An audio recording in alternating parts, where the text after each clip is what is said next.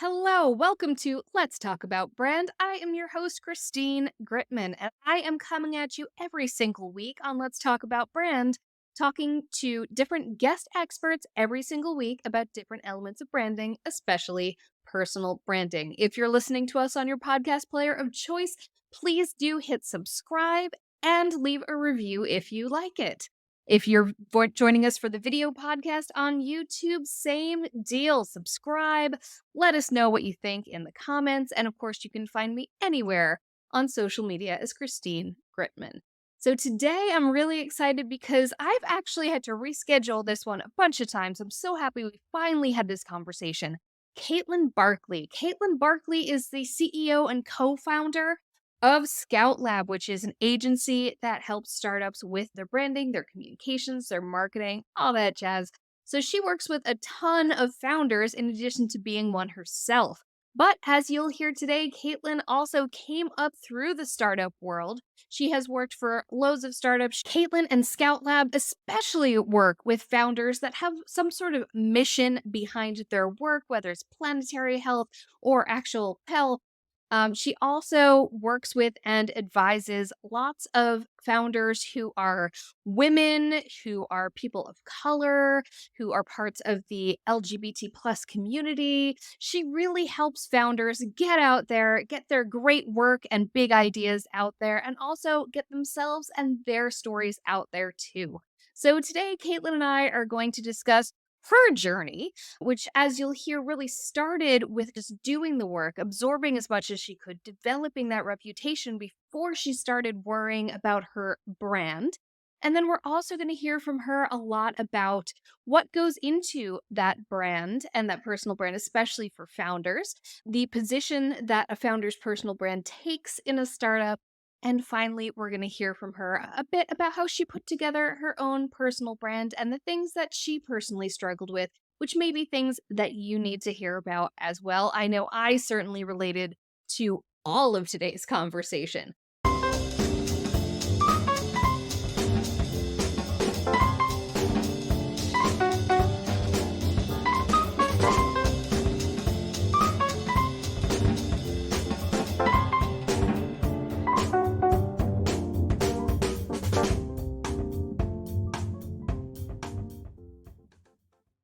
All right, so this founder right here is certainly interested to get into today's discussion about branding for founders. So without any further ado, Kaitlyn Barclay, come on down.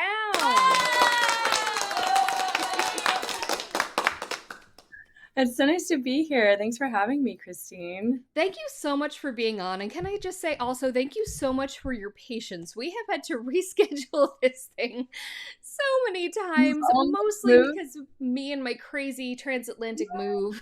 I love that. Congratulations again. That's huge. Thank you. And thanks for taking good care of New York for me in my absence. You're so welcome.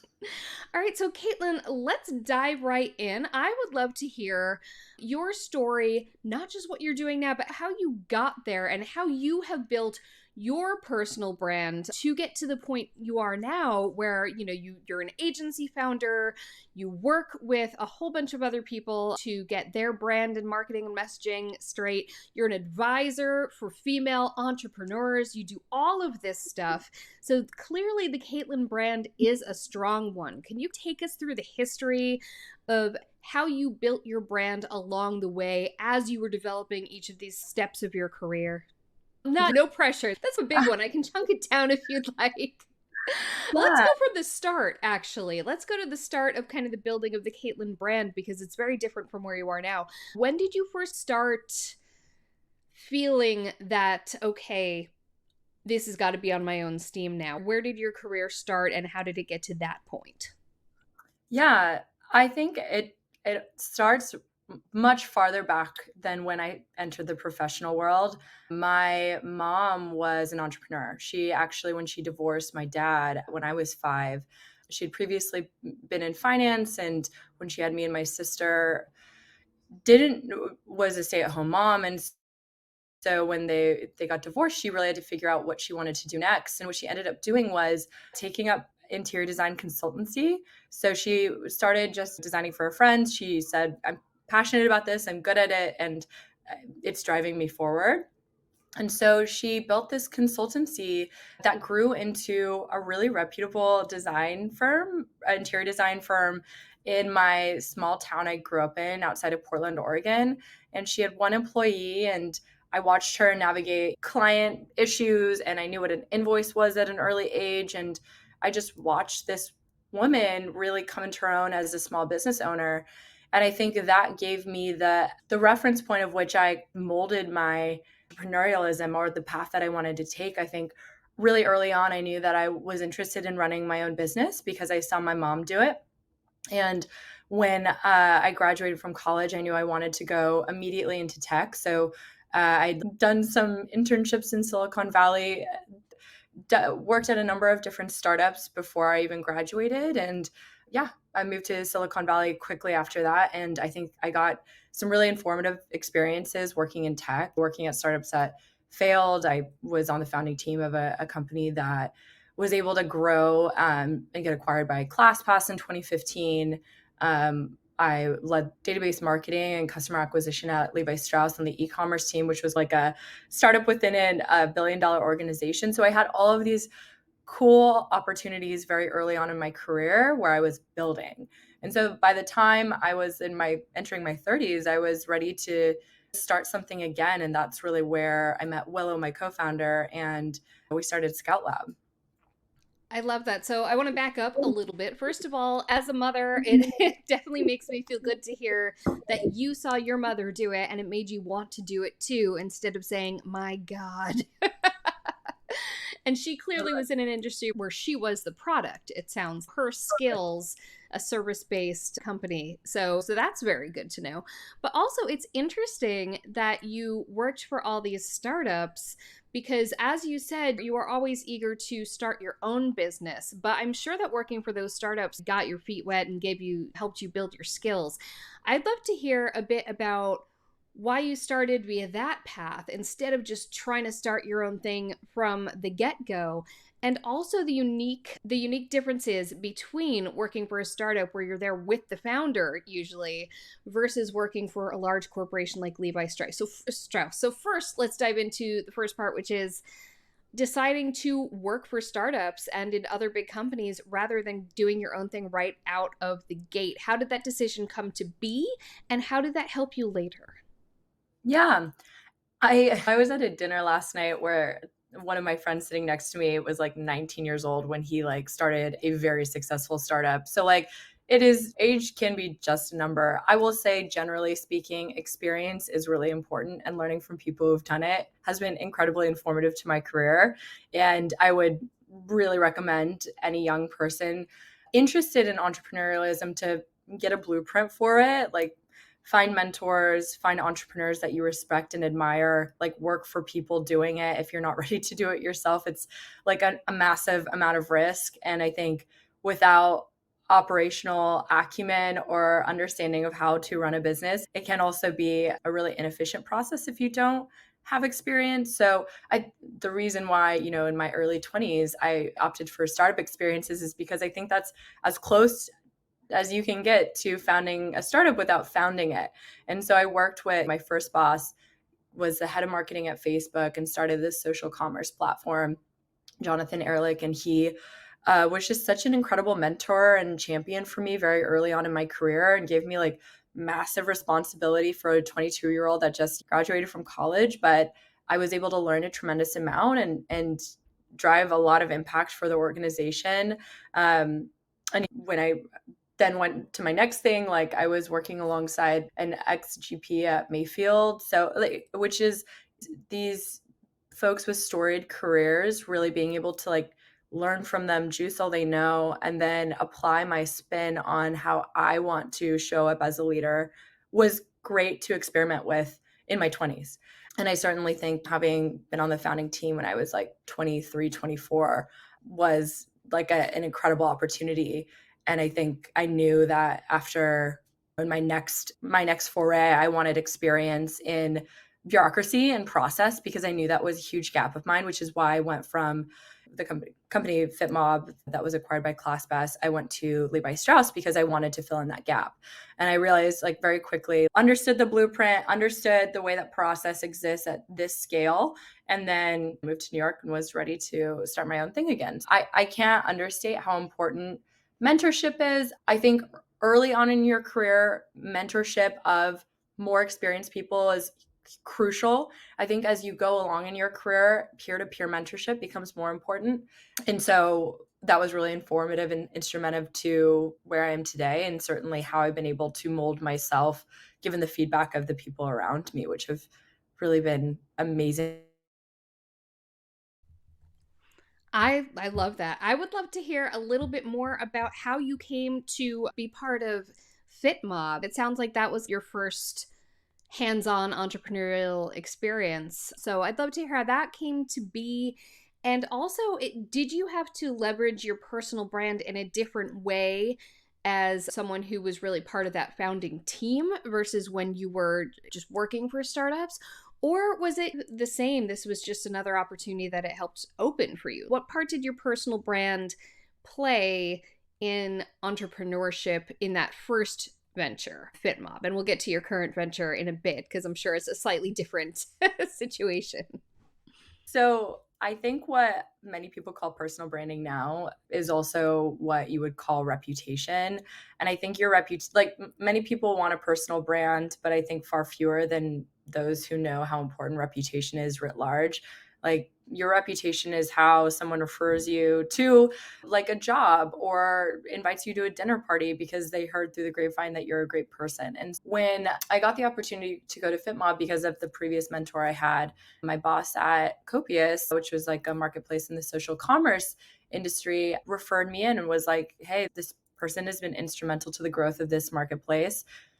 FitMob was a multi-sided marketplace. And so when I met with the CEO who had this idea, but it wasn't really, it was still being whiteboarded, we like picked up the marker together and really made something special as an initial kind of thesis. And we're able to build that together. So that's how I got referred in. But I will say, like, reputation is just so incredibly important. And I think people want a personal brand and they think about that as like the externalization of self. Am I on podcasts or like large speaking opportunities? Am I like writing and being published? But I think that's just like a multiple of reputation. And everyone should, not everyone perhaps needs a personal brand, but everyone needs to think very critically and seriously about their reputation. And so I think that early on, like I was just building reputation. And it wasn't until later on when I started my own thing. And certainly that was like a part of FitMob, but then expanded much more when I started Scout Lab, where personal brand was a little bit more important because I needed people to find me just not through my network, but through other like public domains.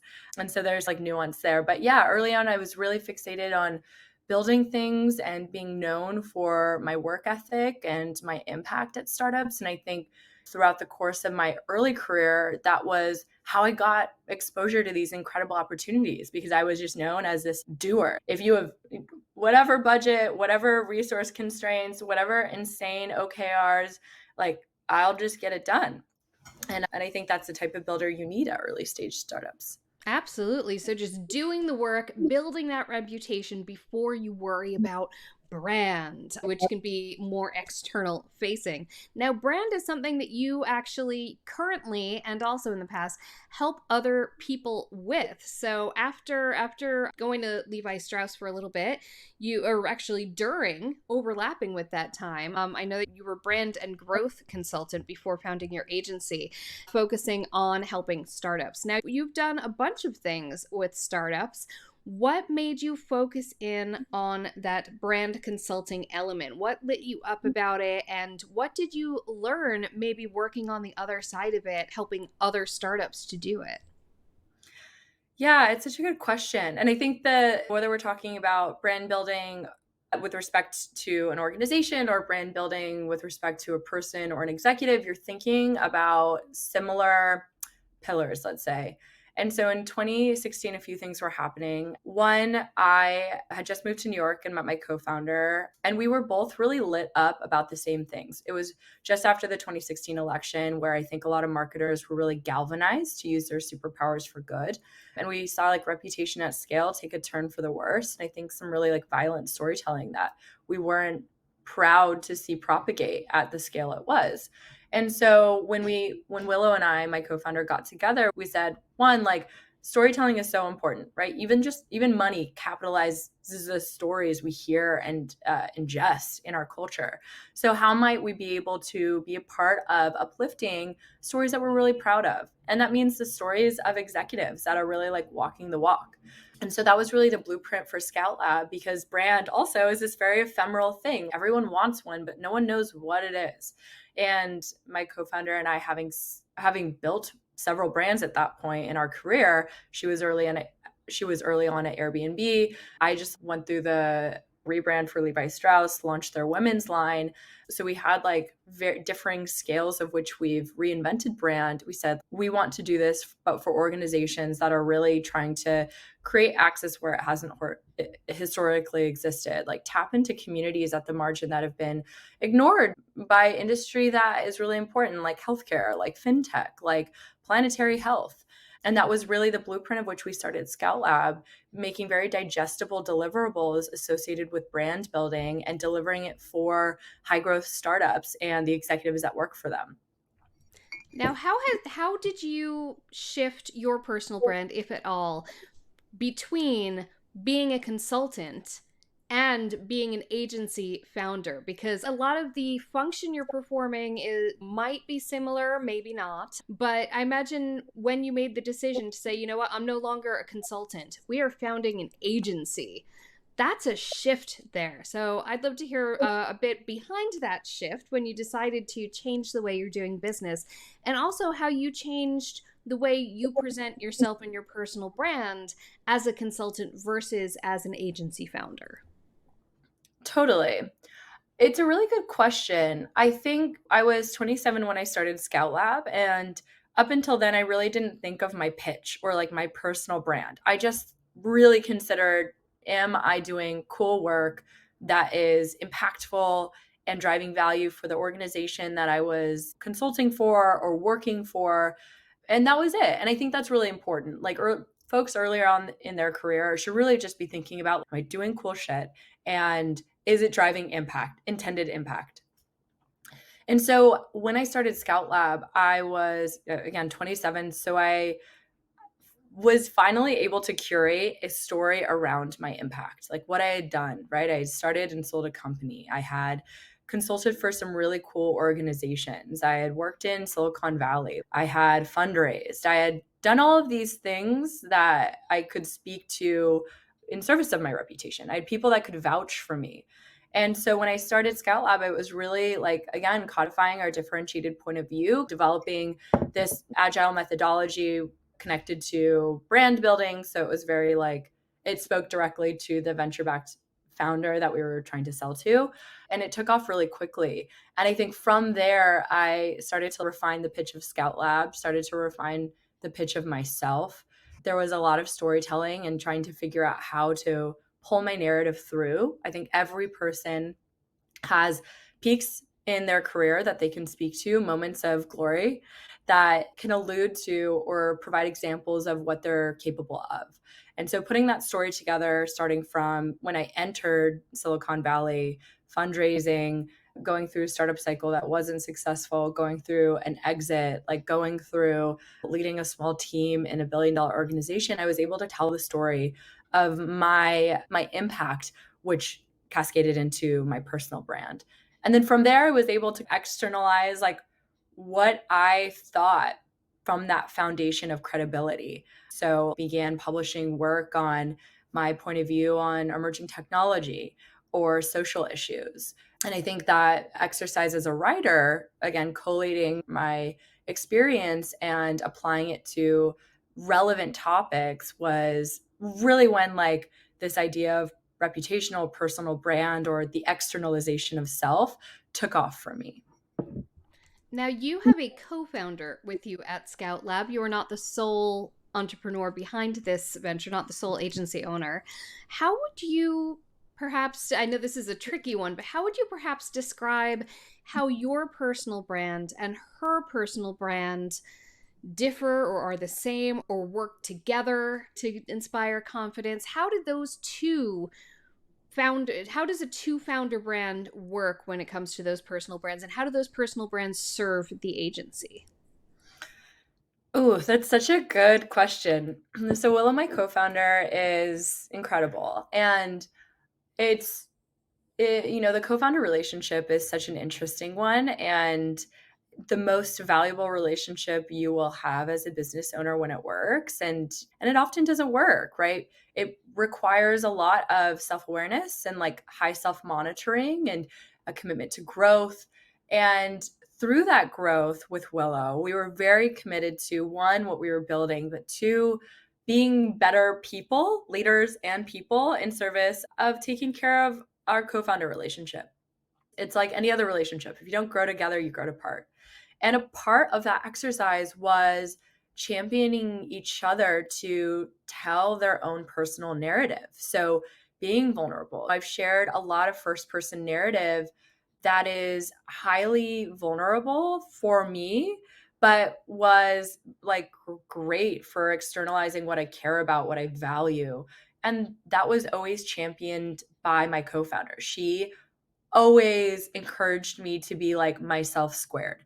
And I think I did the same for her back. And it's funny because I think even that relationship dynamic that we have as co founders, we then externalize to our clients. So a lot of what we talk about with personal branding with the executives we work with, is it authentic? Is it honest? And is it relevant? And if all of those things remain to be true, like it should give you a green light that perhaps that is something that is worthwhile sharing with the world. And certainly that exercise we started, Willow and myself, with each other, and now is something that we do for these amazing entrepreneurs that we work with that are trying to be impactful with certainly what they're building, but oftentimes these are female founders, BIPOC founders that are radical and just existing in these spaces that have historically been deeply homogenous. And so sharing their stories is a pretty radical act and a very important one. Because like I said with my mom, like I had this really unique experience of seeing a female entrepreneur growing up, which not a lot of my friends did, and that I think limits your scope of what you think is possible. And so with the founders that we work with and they're building their personal brand, it's, are you telling someone, perhaps like a smaller version of yourself, that it's okay to exist as a powerful founder? And certainly, is it also signaling to the space that you're in that you're here and you have opinions? Like all of that, I think, is a part of building your personal brand and making your mark on the world that I think can be very profound if you want it to be. Founders telling their stories with their work is just so huge and such a great way to make sure the impact goes beyond just their clients and really enters their whole industry as a whole. To that end, you do a lot of mentorship and giving back. I see that you're involved with a lot of organizations as a mentor, as an advisor, as an investor, all of that. I would love to hear more about that because that's certainly part of your story. Part of your personal brand is someone who does want to elevate all these voices of a variety of founders. What sort of things do you help them out with, and what do you see in some of these founders who maybe they're not straight white men. Let's be frank. What additional hurdles do you see them having to surmount, and what do you help them out with personally as well? Yeah.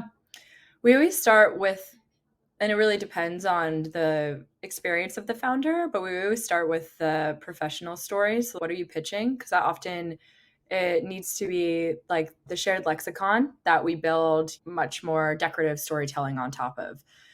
And that can be challenging even for the most seasoned orators. Like, how do you talk about yourself, which can be such a clarifying and helpful and existential exercise. So once we do that, then then we start to talk about, what do you want to exist for? Like, why is the work you're doing important? Who do you want to unlock a door for? Who would you like to close a door on?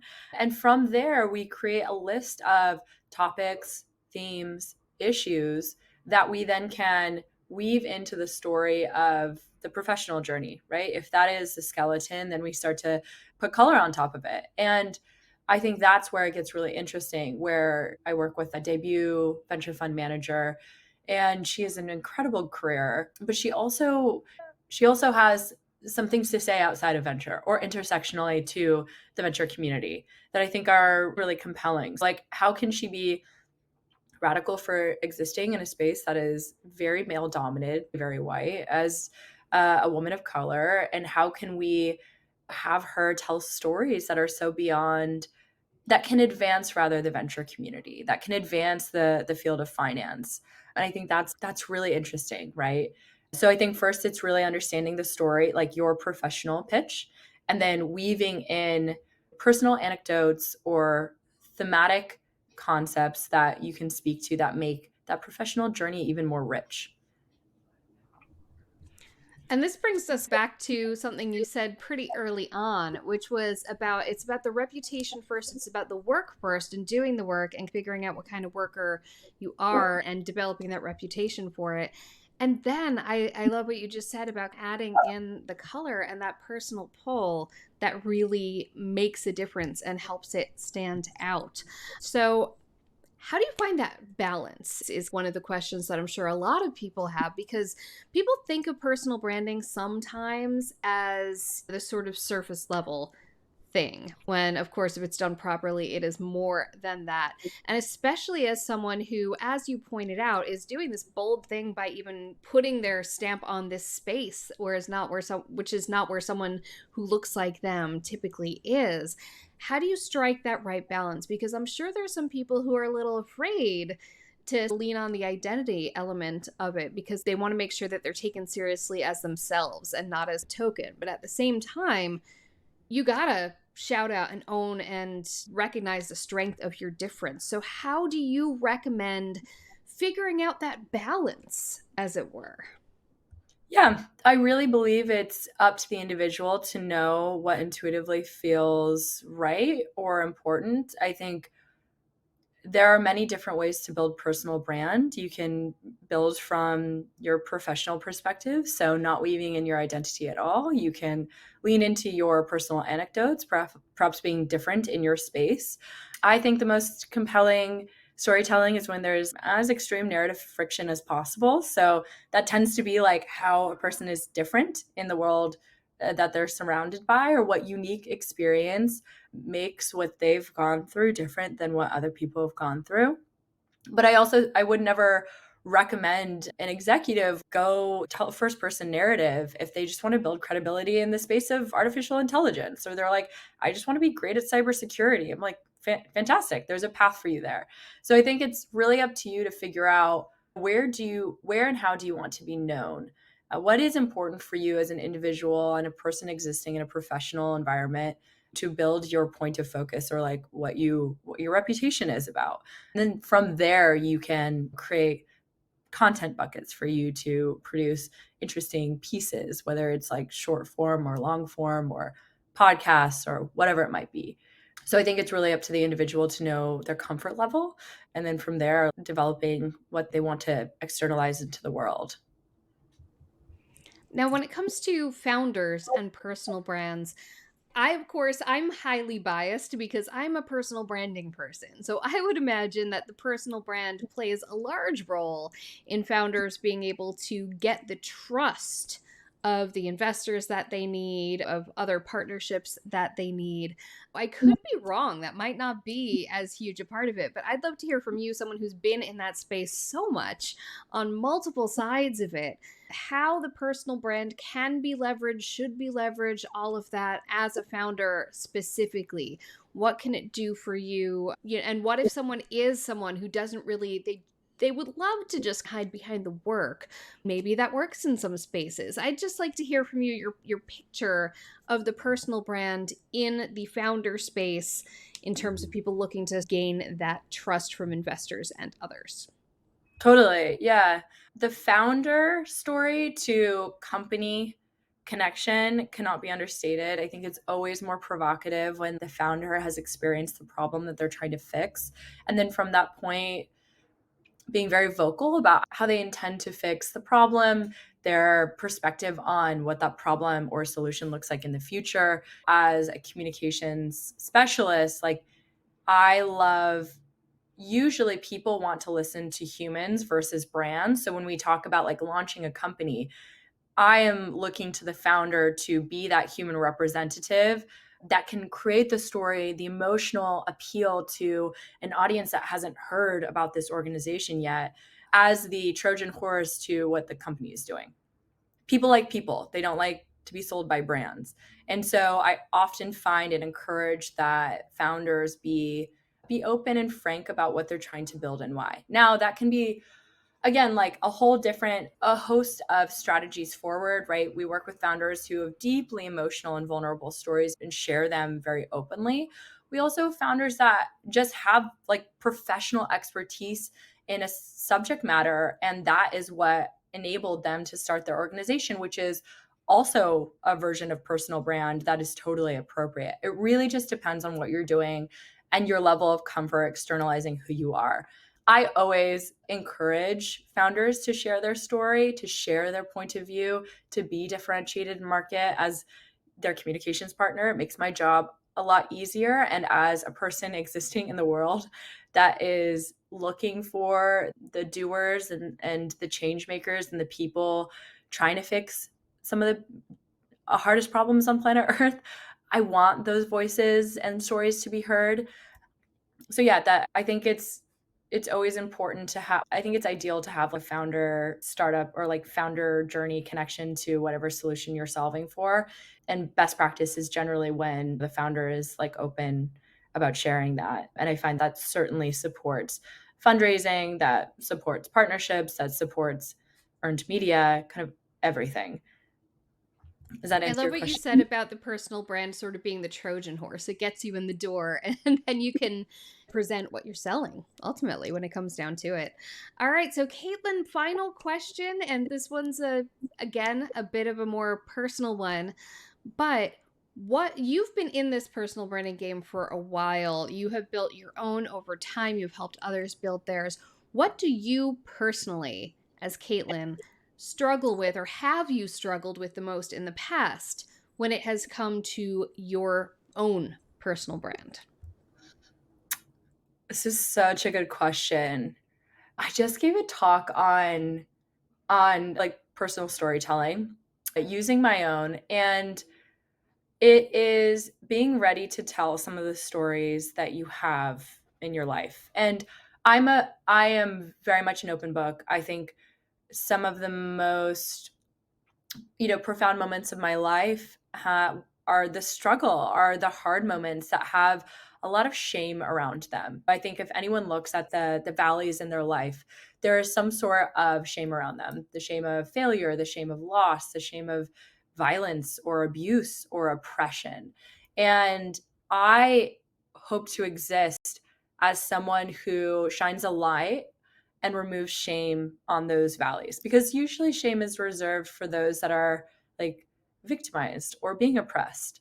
And so when I think about like the story, my own story, and telling my own story, I think it's really important to be it has been really important for me to exercise vulnerability as much as possible. I've talked about my own sexual abuse. I've talked about very openly the process of building organizations that have and have not worked. I've talked about being a lesbian. I've talked about being a woman in technology, like these things that make me different and these things that make me, I think, brilliant and more vibrant in the world, but make me or have historically made me stand out for better or for worse. And so when I think about externalizing my story, I think about needing to have gone through the story myself, complete the narrative for me so that I can share in a grounded way, in a thoughtful way, and with insights at the end, the story itself, so that it's as instructive and informative of removing stigma or being representative or removing shame as humanly possible, because that's when I think storytelling is the most profound. That's when it's the most important. And that's when it's the best received, when it doesn't feel like you're still traumatized by what's happened to you, whether that's a professional endeavor or a personal explosion that led to some sort of silver lining. You need to have gone through the full story yourself and know what you learned, come out the hero, and then tell the story. I think that that's from my own journey, that's been my philosophy, and I would encourage others to do the same. Wise words to end on. Thank you so much, Kaitlyn, for being so open with your thoughts on all of this, your experiences. I'm sure this is going to help a lot of people, especially founders, as they pull their personal brands together. So let's tell the good folks at home. Kaitlyn, where can they find you? Why should they find you? And what will they find there? Yeah, you can always find me at scoutlab.com. Kaitlyn at scoutlab.com is my email. I would say if you're someone looking to do something big, if you are someone who's doing something big, always open to have a conversation and see if I can support you in any way, shape, or form. It's like my passion, my driving force. And yeah, that's I exist to support radical founders doing cool stuff. So let me know. Thank you so much for being on today, Kaitlyn. Yeah, it was a pleasure. Thanks, Christine. And thank you for being here, listening to Let's Talk About Brand, whether you are joining us on the podcast or if you're watching the video podcast over on YouTube. Either way, please do subscribe, leave a comment if you liked it, and don't forget to join us next week when I'll be back with another smart guest expert talking about another element of branding. Bye bye.